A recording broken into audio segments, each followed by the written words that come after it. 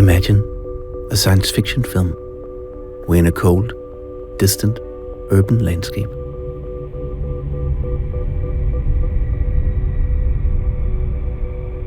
Imagine that we live in that future right now.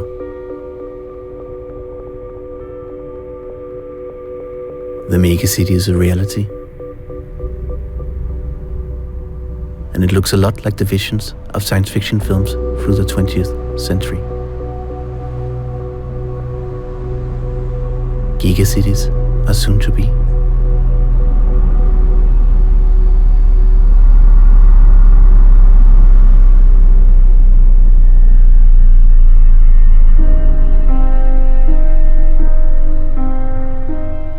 In the midst of this cold, bleak vision of the future, we have the human being.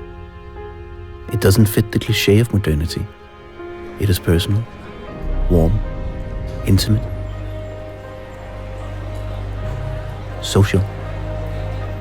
In our search for opportunities, money, and a better life, we move to the cities. But does the way we build cities invite for human interaction, inclusion, and intimacy? What is the scale for measuring happiness in a city? Sometimes I would say that even today, we know much more about a good habitat for mountain gorillas or Siberian tigers than we know about a good urban habitat for Homo sapiens.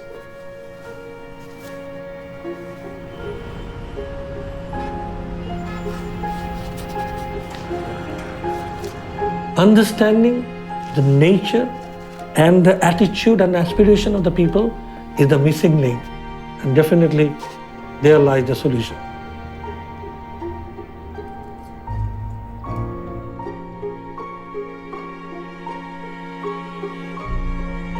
So when is the question coming, what is the definition of modernity? What is the definition of being modern?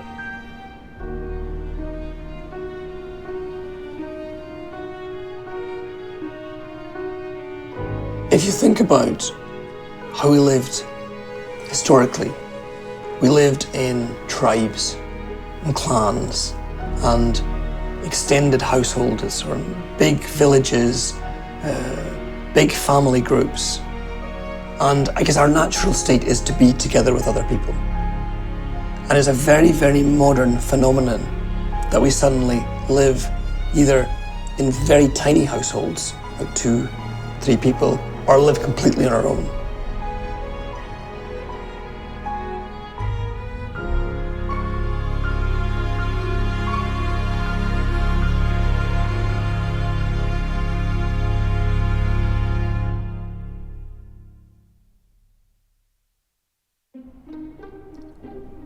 The time around 1960 was quite an interesting period where the boom, the economic boom and the industrial age in the Western countries really took off, and a lot of people moved from the countryside to the cities, and there were big housing shortage.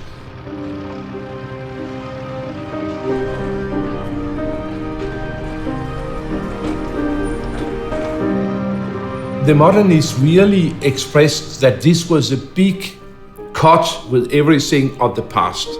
Voici l'époque des maisons. Sont distantes de 200 mètres l'une de l'autre. Puis voici les autostrades pour les voitures automobiles à grande vitesse. Séparation absolue.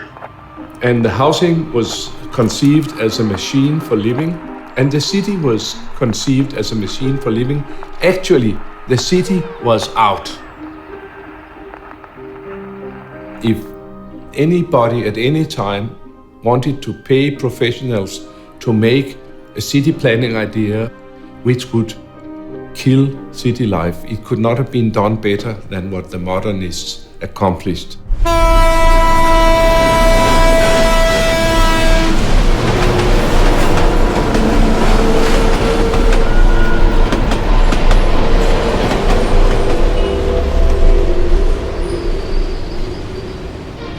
When I was a kid, So China is totally different.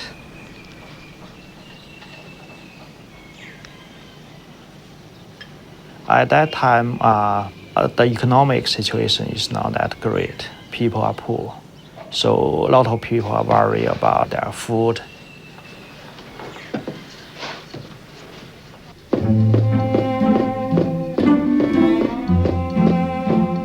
This country was more about agriculture, but since the last 30 years, the opening to the door to the world and the Chinese people are moving to the cities. So the urbanization is the real challenge, and also the speed is very fast.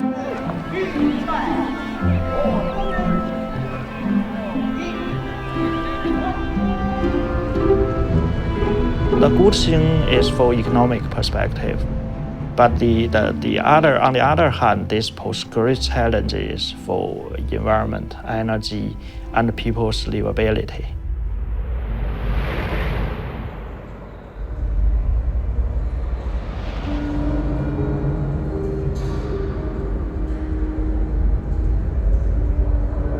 All the people moving into the city has to be customized to the city life and change their living styles. Also means the city is becoming bigger and bigger.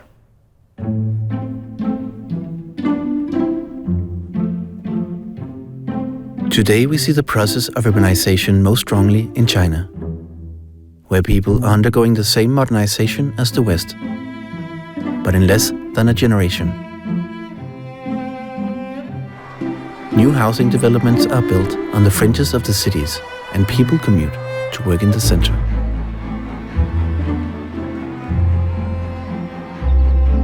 The high-rise business districts drive the economy and have become the signature image of a modern Chinese city. We were so excited to compete with the foreign countries. Whether you have a taller building, we have an even taller building. So, however, after all these years, thinking back, and I think we made a lot of same mistakes as the Western countries has made.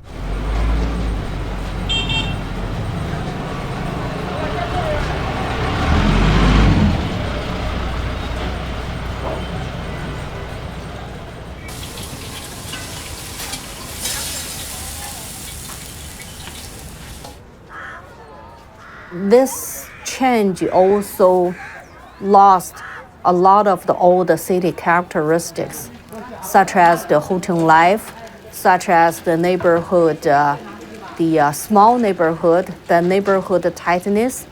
Even down the major streets, the shops are along the streets. You don't travel very long.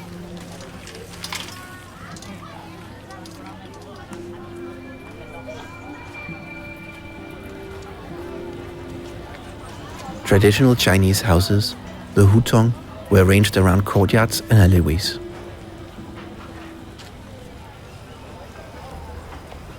How does it affect us as people when a physical landscape changes?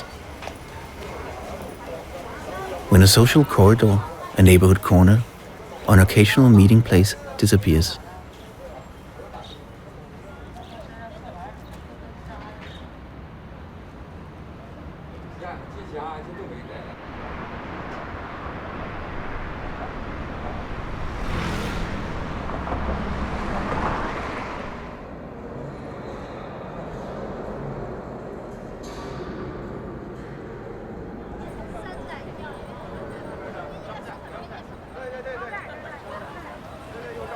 When our generation becomes richer, and we tend to appreciate the opportunity to own a car, have a car, and to drive a car, yes.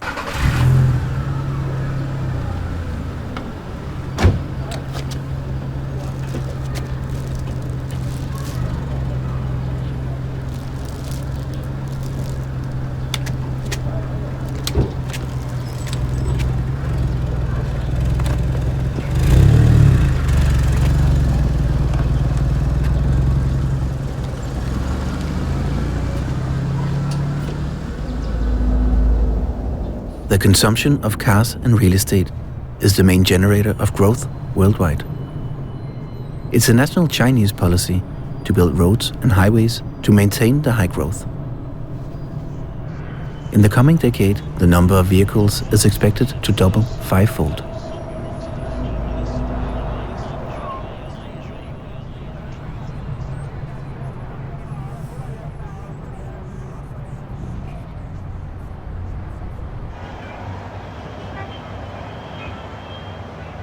We learn a lot from America.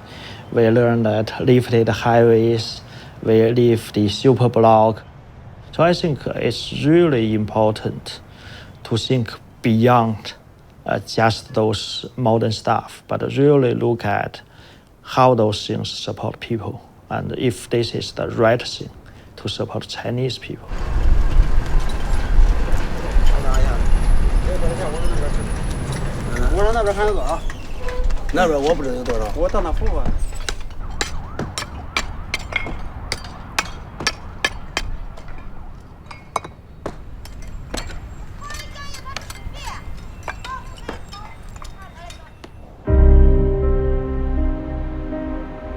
Despite the disappearance of traditional lifestyles, big modern cities are successful growth engines, which have moved 300 million Chinese out of poverty and into a living standard equal to Western countries in only 20 years.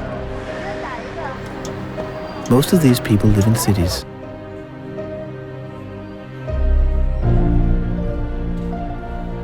It is estimated that another 300 million will reach this level of wealth in just a couple decades.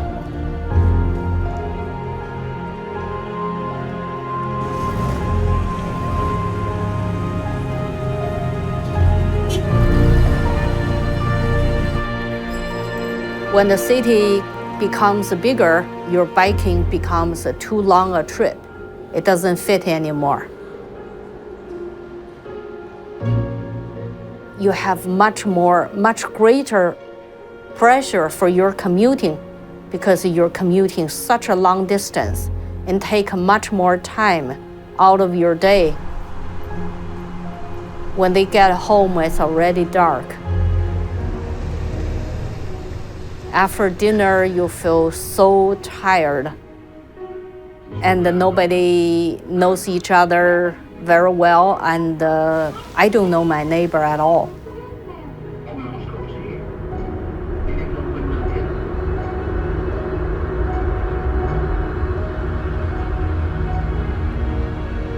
You could do more human-oriented planning. You think from a people's end. As you are a person, what kind of life would you like to have?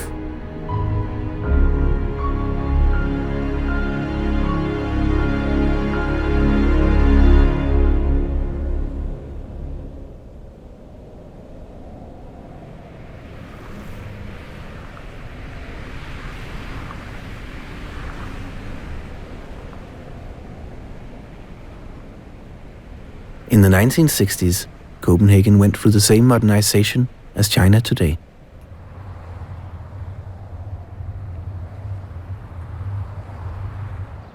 Going to and from the residences was very boring through maybe green lawns, or there was no activity, no shops, no nothing. Just you and the grass and the sky. And that was the main critique of housing in the 60s and the big estates, was that it was made so that you have isolation perfectly. You go out and water your plants in the garden and look up and down the street, and there's nobody coming, go in again. Nobody knew that the way we built cities had any influence on lifestyles and people's life. There could be some theories about it, but there was no knowledge. And then I realized that a lot of basic knowledge was needed. Since the 1940s, city planning had been structured around the motor car. The traffic flow was documented systematically to improve the speed and efficiency of cars. Jan Gehl decided to develop a different set of data that could challenge the single-minded focus on traffic flow. As a teacher at the School of Architecture, he included his students and colleagues in the research. It was super refreshing just to be at one space a whole day, early morning until the evening, and actually see what people are doing there. How long time are they there? Where are they standing? Where are they walking? And you map it. But at the same time, you see how things evolve. People's behavior patterns in public spaces became obvious when cars were pushed out of the main street of Copenhagen. As more and more streets were pedestrianized over the years, Jan Gehl studied how these changes influenced people's behavior.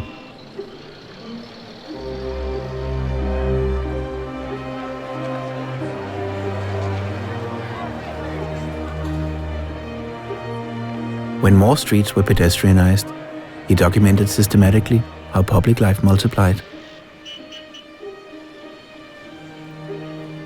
The main shopping street became a walking street. Parking was pushed away from a major inner-city harbor. Later, the main square became a square. So we found this predictability, which we have known about the motor cars, that if you make more roads, you will have more traffic. But now we also knew it about city life, public life. If you have more space for people, you will have more public life.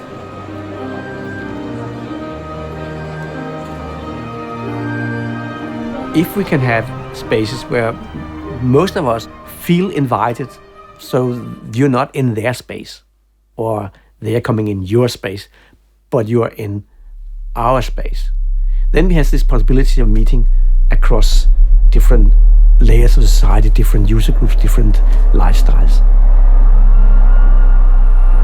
And being urban has something to do with being able to cope with the meeting of perfectly strangers, somebody you don't know.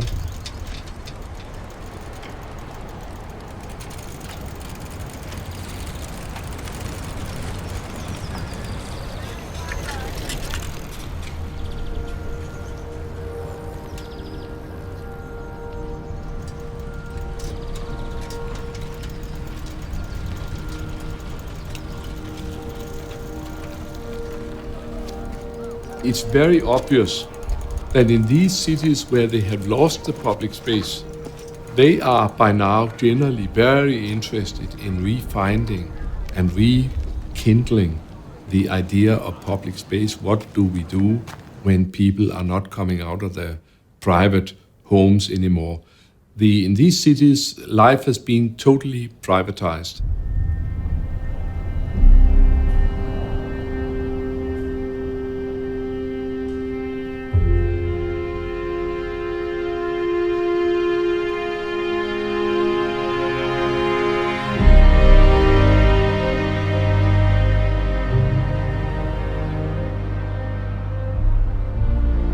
In 2007, the methods of studying people and public life were taken to New York.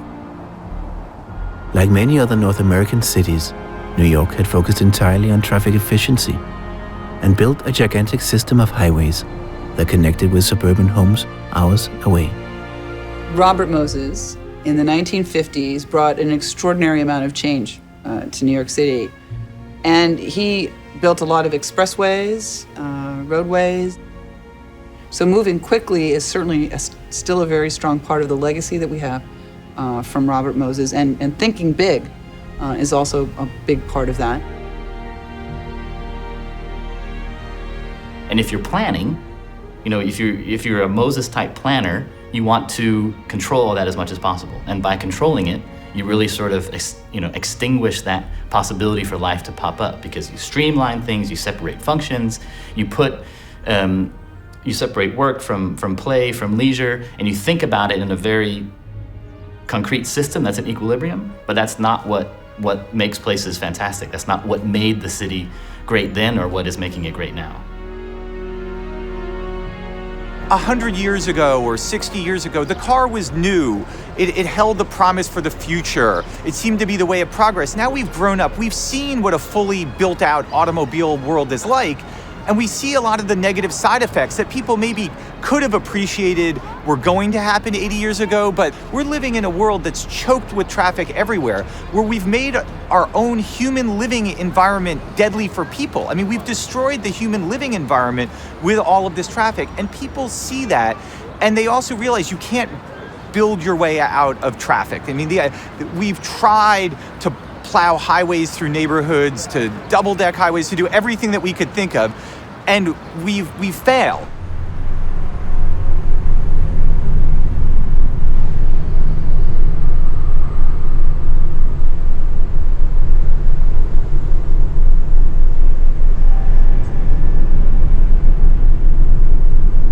No, this isn't good enough. We've been resting on our laurels for so long. So there was this desire to move beyond that paradigm of Moses. And there's no question, if you're a New Yorker, you know that the city needs to change. Our city has been outdated, and our systems have been outdated. And so this took a big picture view in saying, okay, we're going to actually leverage this growth to our advantage by investing in our key infrastructure systems and looking at that as a way to bring the city into a state of repair and a state of competitiveness that was, would make us the greatest, greenest city in the world. If you see pictures of Times Square before, the image of New York was always sort of fast-moving taxis through Times Square, or people, hailing a cab. There was a very dominant, I think, kind of car culture of New York City. The traffic planners had become maybe the most powerful people in the city.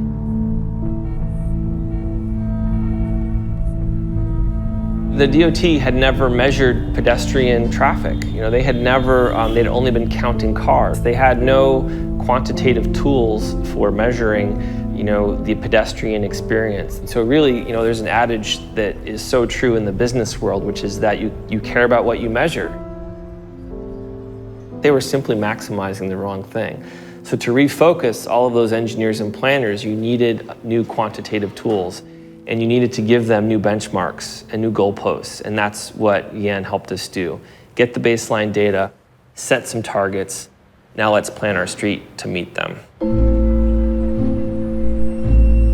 Really, our first task was to survey streets and spaces and monitor how people are walking, how they're spending time in the streets, what type of activities they're engaging in, where they're spending time, their use patterns, all sorts of data that basically didn't exist before. The city had a lot of data about private vehicles, but didn't have a lot of data about people.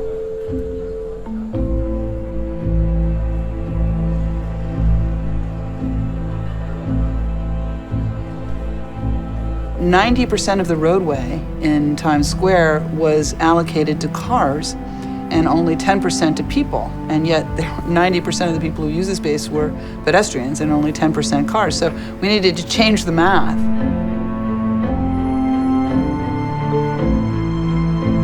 What? Times Square has no square. 89% of it isn't even a square. That's very simple to understand, and people can react to it and demand more. No place to sit along Broadway. Everyone understands that's a real shame. So we were able to, I think, with some very simple, very even maybe banal observations, frame them in a political context that allowed everyone to say, you know what, this street is underperforming. This is not worthy of a world-class city.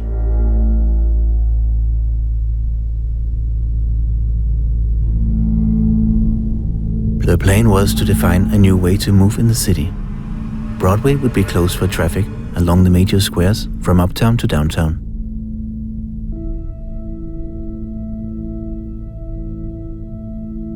And a network of bike lanes would be built to connect with surrounding boroughs.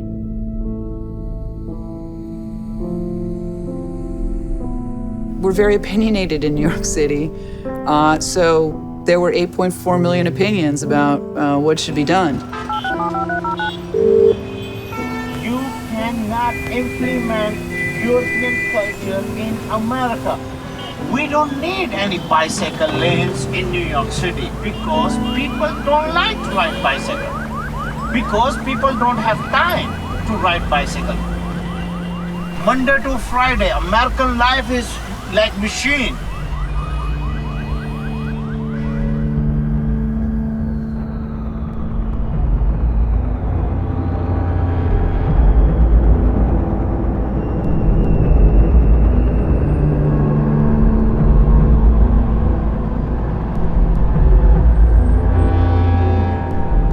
Any type of the suggestion of change was met with resistance because it affected their everyday routine.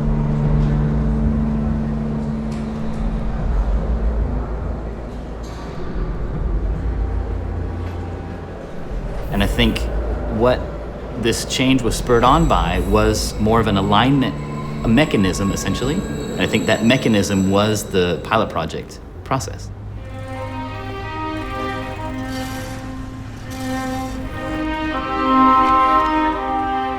Overnight, essentially, the street was closed, chairs put in, tons of people used it. There was this huge latent demand that existed the entire time that just souped into this area.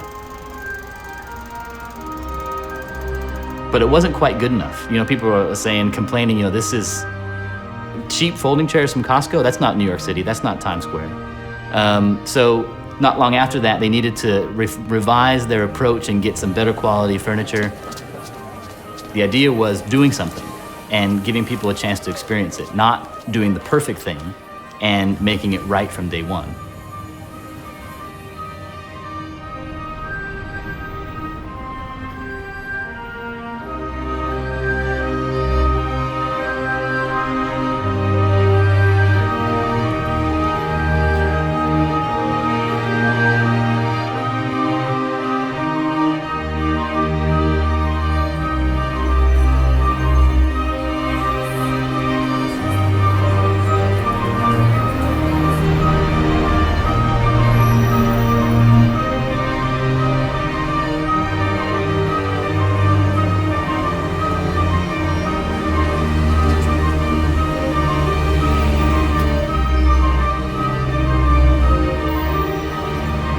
It's a shift from the one heroic vision to a more iterative evolution of what cities can become.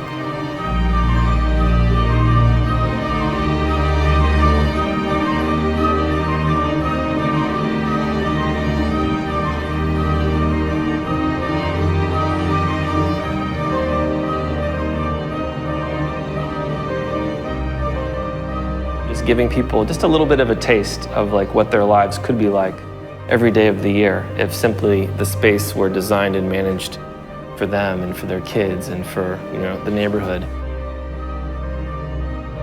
And I am so encouraged by the fact that New York has 50 million visitors a year now. And all of those visitors to our city are now seeing Times Square. You know, bicycles everywhere. And they're taking that back to Kansas City, you know, they're taking that back, you know, to Minneapolis and elsewhere. And they're saying, you know what, my idea of a city has just been transformed. My idea of a city street is now different than it was before. And that's precisely what America needs right now, because we have had this love affair with the automobile, you know, for 100 years. And, you know, the oil's running out and, you know, people want a different lifestyle.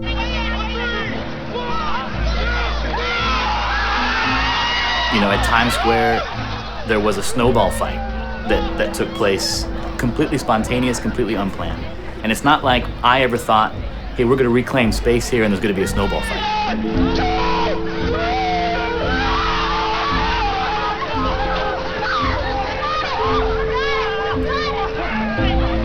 You know, that maybe wildness, you know, of a city can really only happen when you have a critical mass of people living their lives in the public realm. You know, when everyone's shuttered indoors, there's no vitality, there's no spontaneity, and it's a living thing.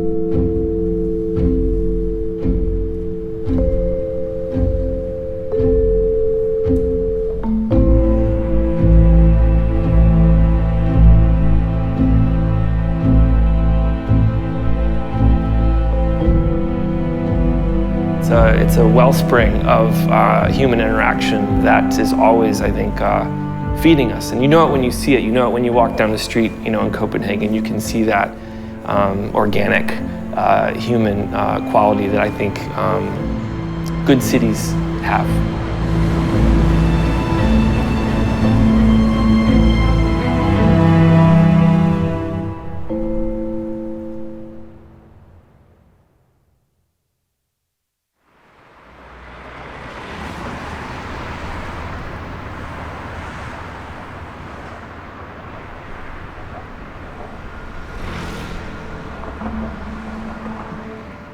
Chongqing is, like many, but maybe especially, one of the cities that is known by its skyline.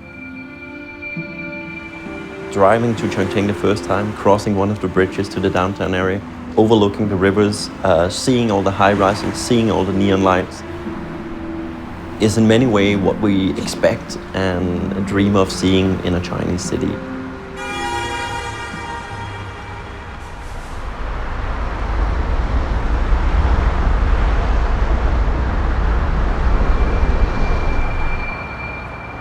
The downtown area of Chongqing is defined by a peninsula much like Manhattan.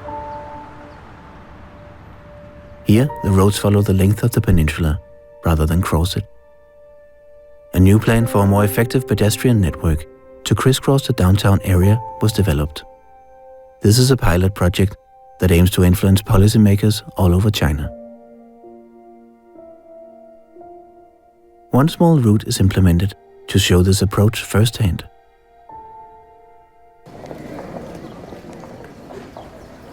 We made a number of strategies and recommendations, and one of the places we made a recommendation about was what is called Route 3, which is one pedestrian route in the inner city area. We should consider maybe adding more benches because people still want to sit like this. We take some existing spaces and we utilize them better. We make them inviting for walking, for social interaction. Every little corner, every little square meter between the buildings has been given new payment, has been integrated in this new route, and has been given importance for the local community.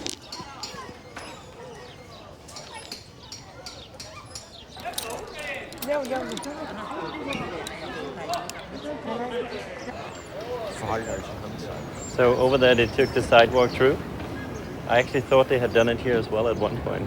We're creating a pedestrian route. At one point, this pedestrian route meets a road area or a street area, meaning it's an important traffic route in the city. So the question is, who do we prioritize? We convinced the local planners that at this point, this being part of a strategy to implement new pedestrian routes, it was very important that they prioritize pedestrians, got a good zebra crossing, pull sidewalks through to make it nice and convenient for everyone, young and old, to walk in this area. And they did this and they implemented it. And this was done not 6 months ago. But actually I thought the sidewalk had gone through here as well at one point. It has been changed. They changed it back? Yeah. Yesterday we learned that the traffic police and the traffic planning department had then gone in and removed the implementation again and to create a new road space. But it's really bad that it's changed back They here. still care about vehicles. It's very important that we actually create examples showing that you can make a different choice, that it can be attractive to make a choice where you don't have the car. And that is still rare in a Chinese context. The small scale of the street is extremely important.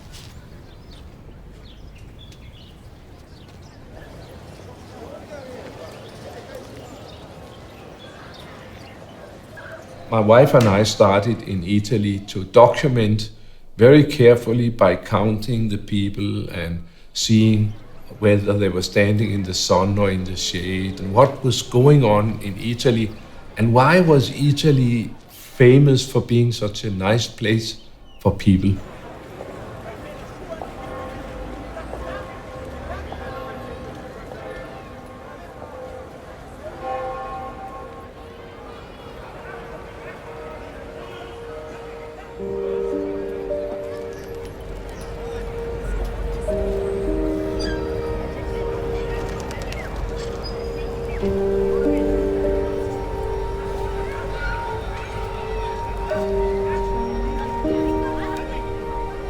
We always did the old cities in 5 kilometer an hour scale.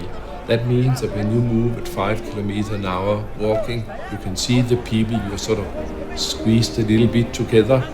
And it's a very sensual and interesting world. You can see all the details. There are colors, there are smells, there are acoustics, which are very interesting.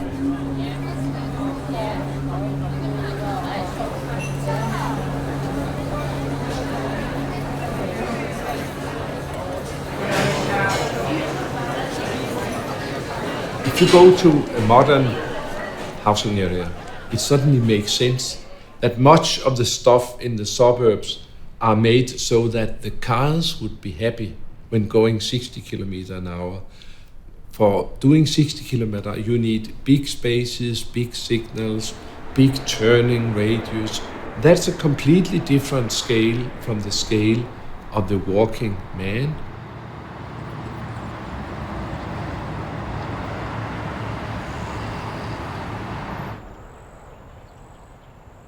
I think everybody would love to live with a garden and a house, and I think that's a natural instinct. But when it's the choice of how much that costs you and how much time you have to spend getting to work, you might start to weigh that up. So people will work out the economics of the city. They'll work out that living in the suburbs is maybe not a good investment. And what used to be our parents' idea of an investment will not be ours. I would have agreed with you 3 or 4 years ago that the great Australian dream of a freestanding detached house with a front garden, a large back garden with 2 cars in the garage was the universal aspiration of young people. I have seen a shift in that view. Just this week, we've had academics saying that creating these suburbs by just rolling out houses like a carpet is actually going to create ghettos of the future, which will make people ill, which will have poorer health outcomes. So we're building in a problem for ourselves.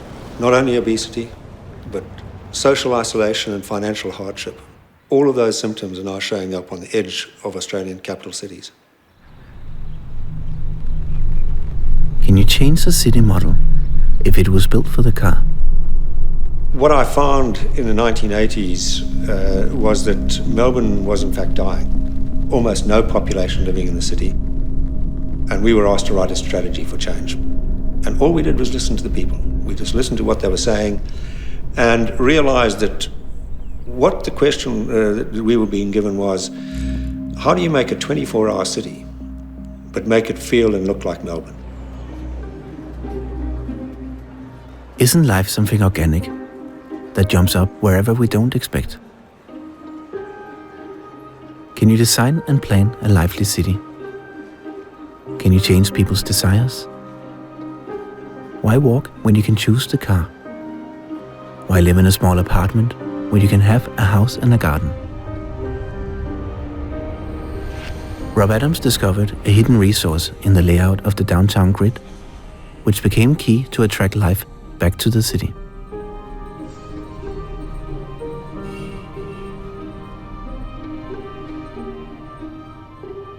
The laneways were the crappiest space you could think of in Melbourne earlier. It was it felt unsafe. It was the backside of buildings. You had all the air conditioners and dumpsters, and everything was in those spaces. And it was never ever thought about as a people space. But at the same time, they had this very nice human scale to them. They were narrow, they were in shadow, which is nice in most part of the year. So by opening up the buildings and transforming the friendliness, you could say, of the environment, it completely changed the life of the city.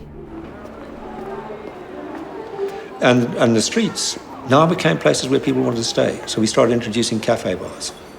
And we went from 2 in 1985 to over 500 today. So people now sit on the streets, enjoy coffee, and the streets have become our living room.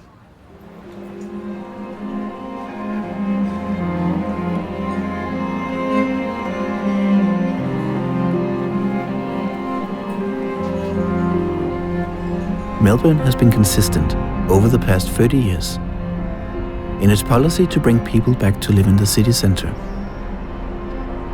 In the future, the population is expected to double, but the city planned to accommodate for this growth without needing to build more suburbs. We have 3.6 billion people living in cities today, 50% of the world's population. That's going to rise to 6.5 billion people by 2050. We're almost going to have to double the urban capacity of our cities in 40 years. Are we as nimble as China? Well, China is undergoing what is the world's greatest social experiment. How do you move more than 1 billion people from an agrarian to an urban environment?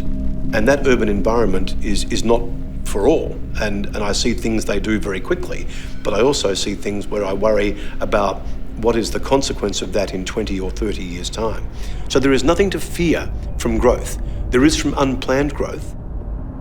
And if we start to address how we make people happy, how we make our cities financially viable, the only way is to look at cities very carefully and understand how they work.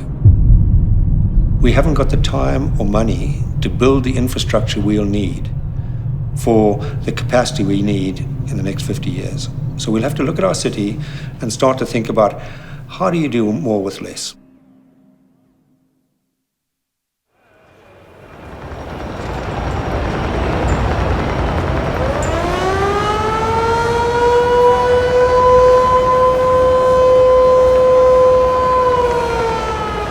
If we look back 50 years from now, the city was almost a city like Venice. Unfortunately, after the Liberation War, the government's policy became very, very central towards Dhaka, and internal migration started very, very high rate. Nowadays, it's almost crossing 7 to 8% every year. And Dhaka started growing. So having that huge pressure, if you could just control and conserve our potential resources, this could be a wonderful city.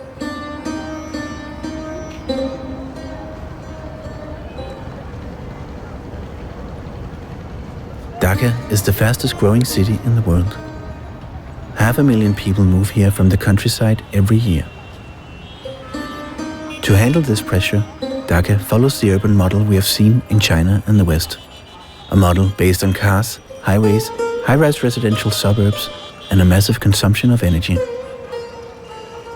Why we have to copy a Western world and just push it into a planning process? This particular notion of living, how we are addressing it, how we are denying it, how we are denying their aspiration, is a sample how we are destroying the very flavor what this city could have.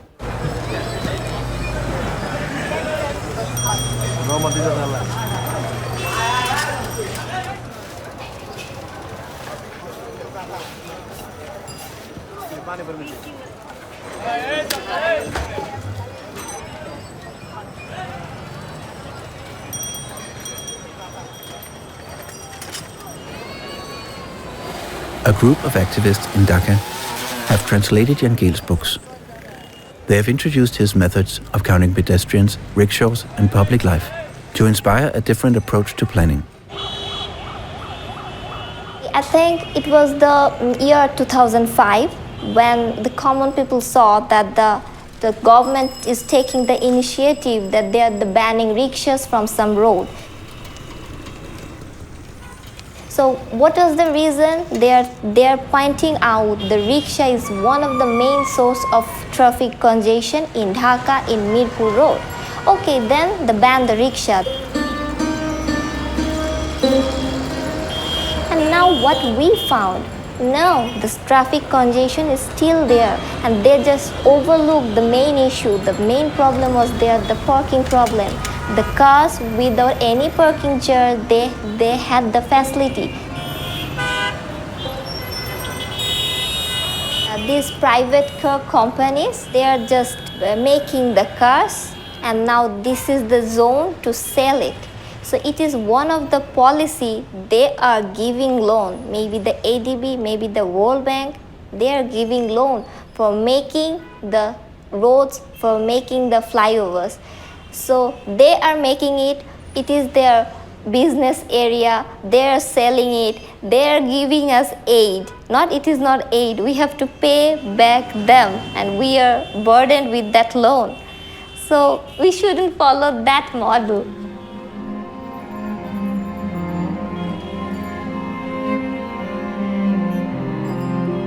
So when the government is banning rickshaw, they are destroying the opportunities of employment, and 300,000 rickshaws with 600,000 rickshaw pullers, they are the poor people.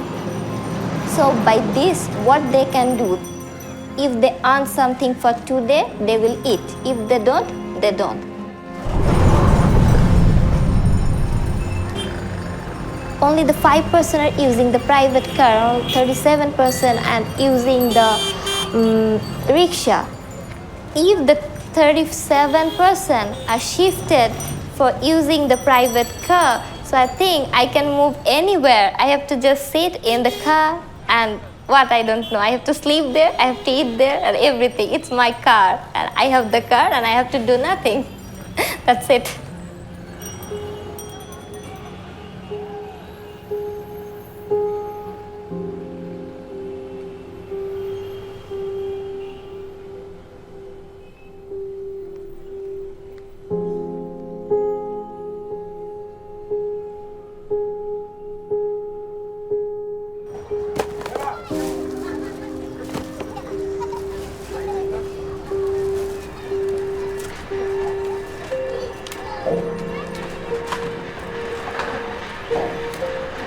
Policies and the planning, when it comes from the top, it never understands the very aspiration of the people.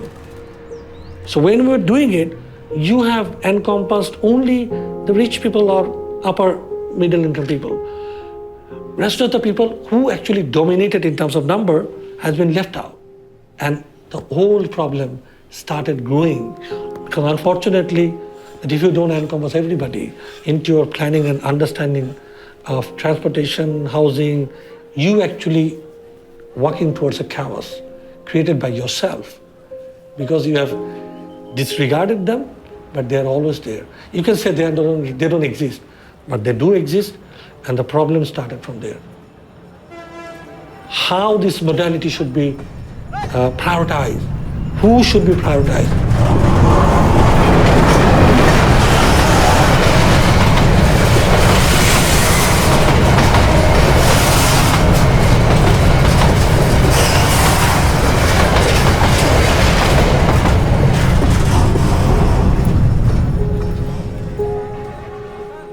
The new 10-year plan for improving Dhaka prioritizes highways and road infrastructure. It is heavily funded by the World Bank.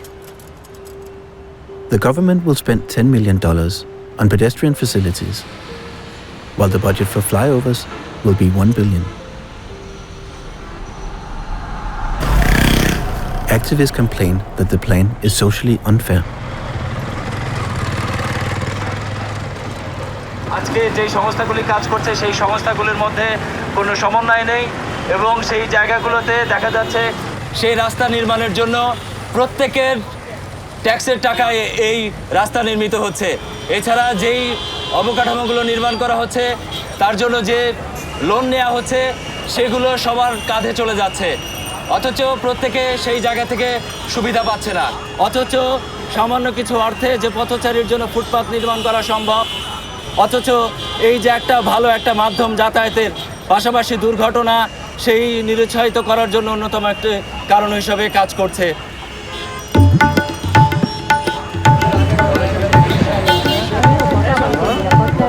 প্রতিটি রাস্তায় সম্মিলিত zebra crossing এর দাবি জানায়। পথচারীদের চলাচল নিরাপদ করা, পথচারী সহায়ক সিগন্যাল সহ বিভিন্ন দাবি। Bangladesh television, Dhaka.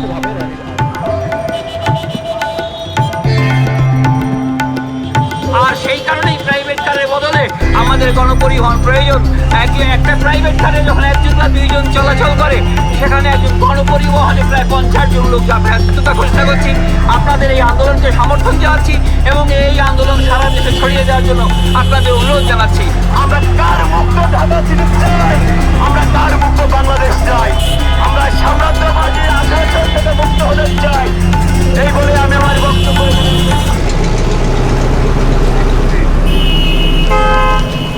At the current growth rate, the population is expected to double, from 160 million people today to more than 300 in just a few decades. With this car-centric development, if each person have the one car like America, we will have 300 million cars. Will there be any space in Bangladesh?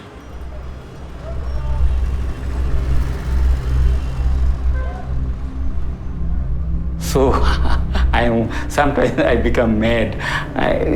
Not mad, but I feel very uneasy. We are sinking. I don't know how I can explain you.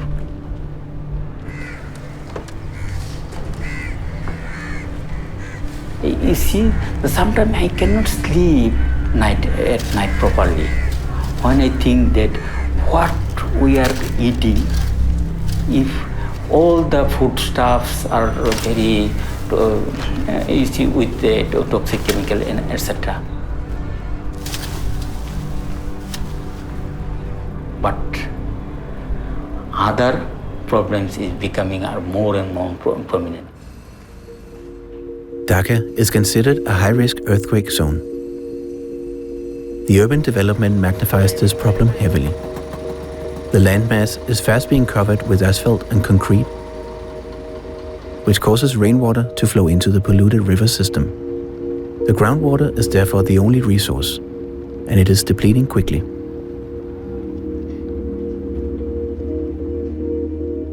Last year, a small earthquake at magnitude 5.4 hit the city.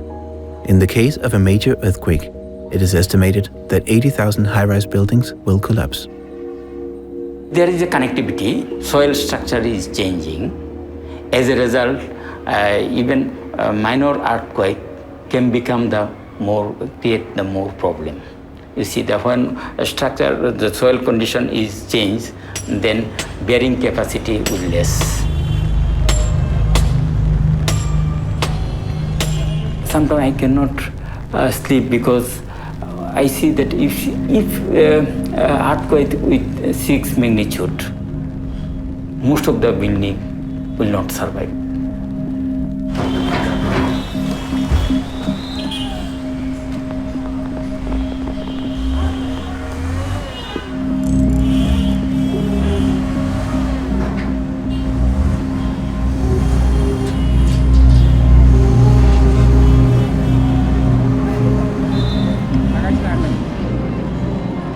As a species, we have certain conditions of learning.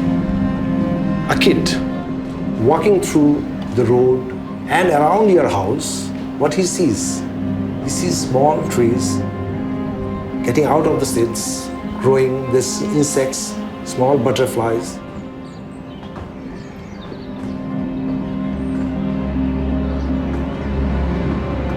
If you see life, if you see how it grows, then when you grow up, you will take care of lives of others. It's not school, it's not the book. It is the time frame of your life you learn. So when we turn a city into a place where you don't walk, your kids don't walk, you are raising generations. When they grow up, they will be not human.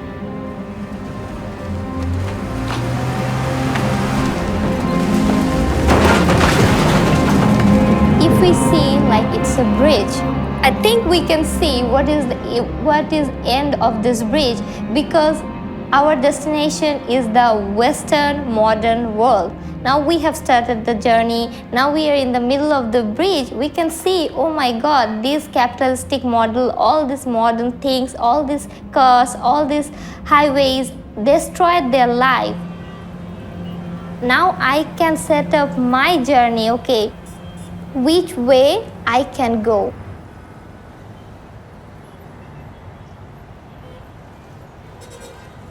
We count, we measure, calculate and maximize. But did we count the 4 billion people living in third world countries? And what will happen when they drive a car, pollute and consume the amount of energy that we do?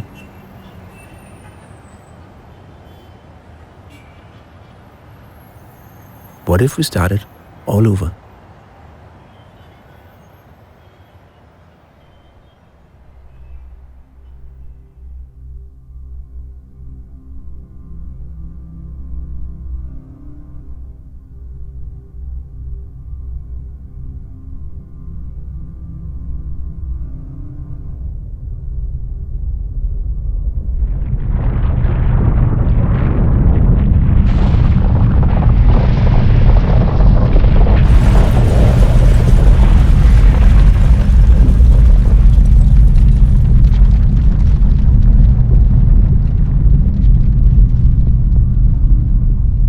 Imagine waking up and being attacked by someone with a large piece of wood. I mean, you didn't know what was happening. The power was out, the noise was incredible, you could not stand, you could not find anything, you had no sense of bearings, the room was strewn with books and things that had fallen over, and this was happening for maybe 500,000 people.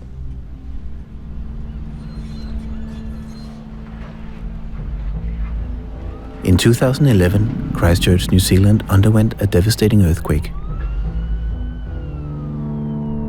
The inner city suffered the worst damage, and most casualties there happened in high-rise buildings.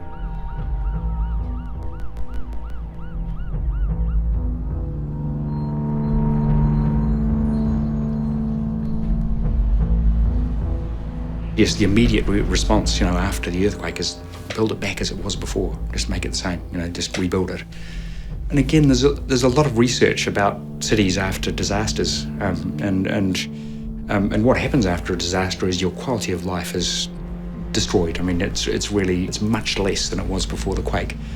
And you kind of have a choice, really, that you can try and just get back up to where you are. But the international evidence suggests that what you want to do is try and improve the quality of life beyond where you were before, to try and make up some of that lost kind of ground. We've got 5 years of kind of hardship but if we can make Christchurch a better place, maybe that'll help us kind of regain some of that, some of the lost quality of life, the lost, the damage to our physical environment. The center of Christchurch is named the Red Zone, and the public is not allowed to access the area. The structural damage to the buildings still standing is so great that the entire city has to be demolished. It is estimated that up to 1,500 buildings will be torn down before rebuilding begins.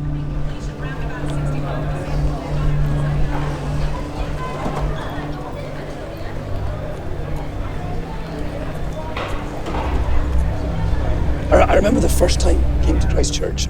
The city was in shock, and I guess they needed a kind of therapy to talk about everything they'd been through. But how do you start? How do you start rebuilding a city from scratch, almost, or a central city? And I guess the big thing was you had to be inclusive. It had to be everybody's project. First of all, let's get this presentation. Please welcome back to Christchurch, David Sim. I've heard a lot of remarks this morning about these foreign experts that are coming and telling you what to do. I can promise you I'm not going to tell you anything that you have to do. My job, I'm here to listen. I want to find out what you want to do, and I want to try everything I can do with my team to help you do that. So what kind of city do you want? And everybody has something to share. And so the idea of a program that would reach out to everybody in the city, in which we could get their ideas together and help us understand what it was that our people wanted going forward. Because the adversity of the destruction was the opportunity of rebuilding a new future. We called it Share an Idea. Obviously we need new buildings, but it's about the spaces between the buildings. So I think we've got a huge opportunity to get the spaces between the buildings different and better than what we had before.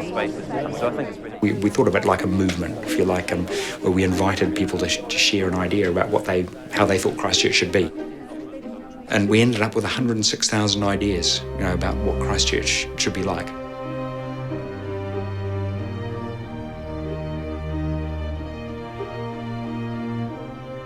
We employed maybe 100 people to sit down and type in all of this information. It came in online, it came in on bits of paper or Post-its, and out popped all of the key words that people were focusing on. They wanted a low-rise city, much like many of the older European cities. They wanted spaces that they could relate to. They wanted cycleways. They wanted more gardens.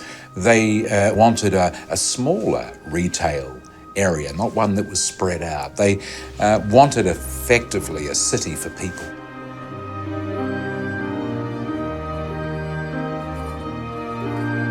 The people of this city, without being told what to think, came together, and their ideas were really identical to so much of the work that Jan had been doing around the world. It's really proving, in a sense, that the things that we want when we are people, as opposed to when we think as corporations, are actually very, very common.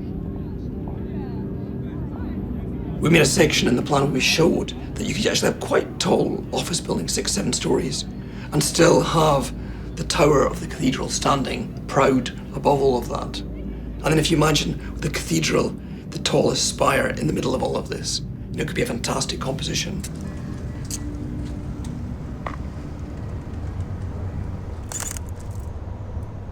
But if you imagine what this was like before, like the normal sounds of a city, cars, buses, people talking, children laughing and screaming.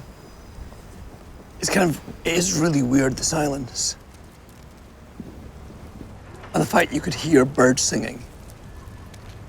And that seemed like, it shouldn't be like that. That should. And it's just, wow.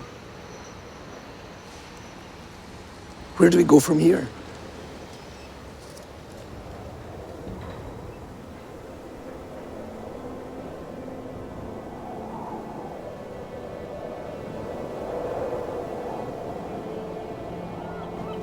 And I think if you're a historian, you can talk about this English style or this Victorian style. But I think for ordinary people, the buildings have a much more important value, which is about memory. Like, that was the cafe where I used to go on Saturdays with my granny. That's the shop where I bought those shoes. That's where my hairdresser was. This is where I met my girlfriend. I was standing on the corner there, and I saw her for the first time there. And just 2 doors down, we had our first cup of coffee. Those kind of stories are much more interesting because they touch us emotionally. What's great about cities is they're full of these stories, overlapping memories.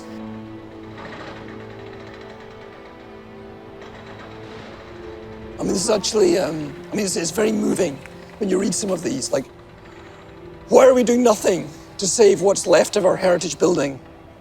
What of our past will we leave for our future? I think people are feeling all of their memories are going to be gone as well. And I think that's a really interesting way of seeing the city. It's not just bricks and mortar. And I guess that's kind of coming through in all of this. Because, this is about love. It's heart. And it's about people. They're all heart-shaped. Because people love their city. And I guess they want back, or they want at least some of it back.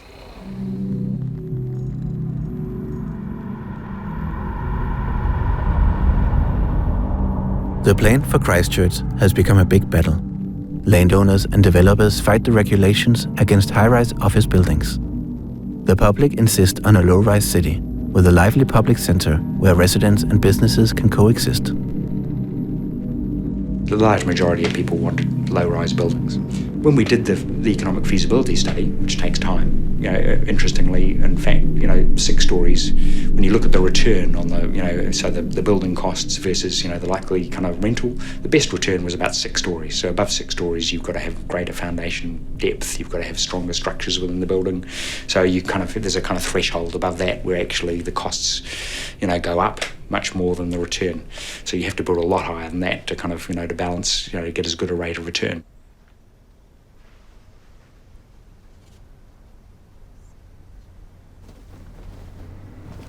The big problem with tall buildings is interesting because there's loads of research on this. You can ask a surgeon or you can ask a district nurse, what is the foundation of health? And they'll say more or less the same thing. Fresh air, exercise, meet people. And the higher you are in a building, the less likely you are to go in and out spontaneously. So it means the people in the buildings have more boring lives and you have much less life on the streets. So this thing about getting out, moving about, meeting people is really, really vital. And so I wanted to find a tool, a way of communicating what cities are about, but I wanted to find a simple way of talking about it.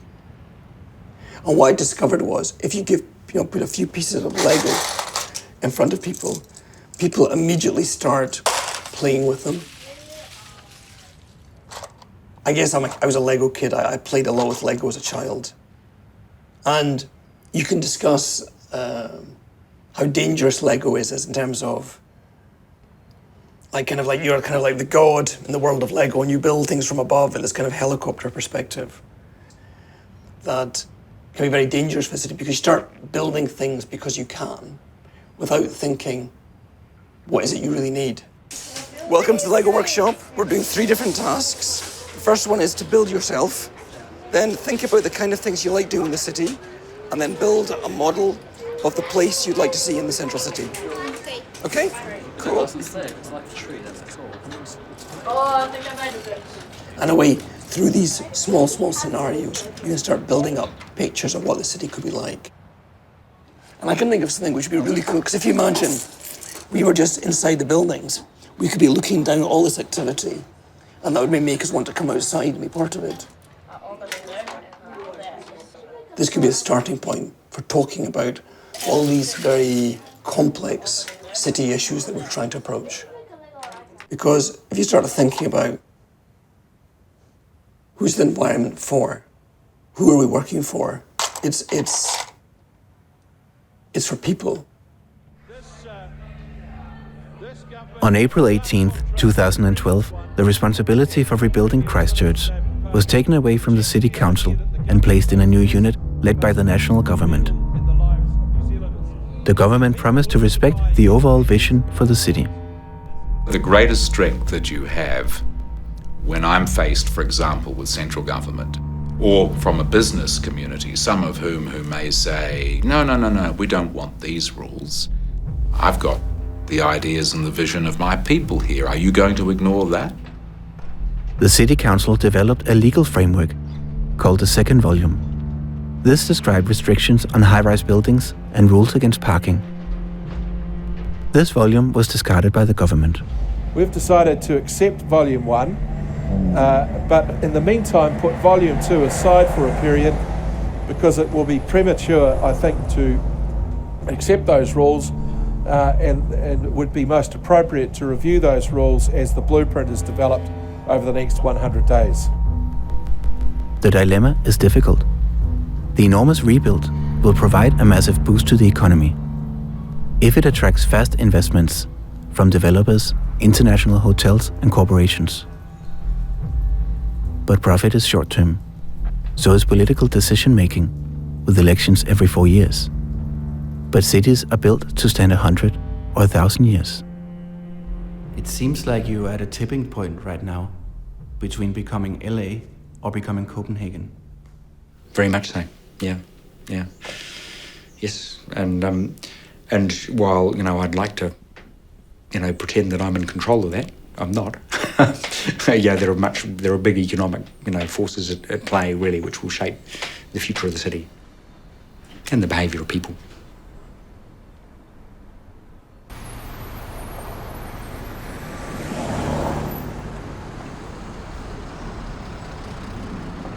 So there's a lot of talk about the future city of Christchurch, and it's very exciting, and yes, it will be green and cycle-friendly, la la la. And I find that very exciting, but my kind of question is, well, what's going to happen now? Because are people just going to wait for this future city to be built? I think people need things to do now. People need to feel like something is happening. Gap filler provides a way for something to happen now. You get life in a city by not trying to plan for everything, by allowing things to happen organically where possible. Life comes when you give people a chance to contribute something, and I think that it proves that people need spaces to come and do that kind of thing, to just come and dance.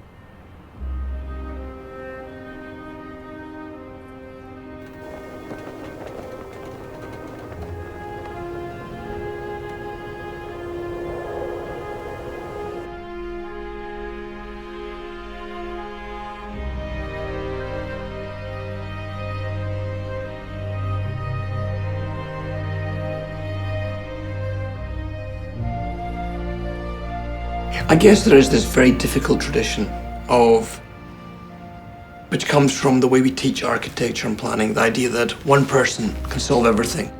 And we even have this term, the master plan. Like, I'm going to do the master plan, which will answer all questions. And of course we know it's impossible. Cities are unbelievably complex. So even the idea of a master plan is really crazy. All we can do make is a kind of a framework. We can make a very robust framework which allows life to take place. One thing I can be sure about, in 10 years, in 20 years, in 50 years, 100 years, human beings will be more or less the same size. Our senses will work more or less the same way. We'll probably enjoy meeting each other in the same way we enjoy meeting each other today. I'm just as happy about handshakes and hugs and flirting glimpses. I don't believe we can plan for things. I don't think by me drawing a line, I can make things happen. I can't force anybody to do anything or be anyone, but we can make invitations. We can invite people to walk. We can invite people to sit, to stay. Invitations to a better everyday, a better way to cross the street, a better way to wait for the bus, a better way to live your life. And that's all we can do. 200 years ago, the world had 1 billion people. Today, we are 7 billion. By the end of this century, we will be 10. We estimate that 80% of us will live in cities by then. How will life in a city look 100 years from now? As I see the scenery, city planning has been going on for quite a number of years with a rather incomplete toolbox. It is so cheap to be sweet to people in city planning.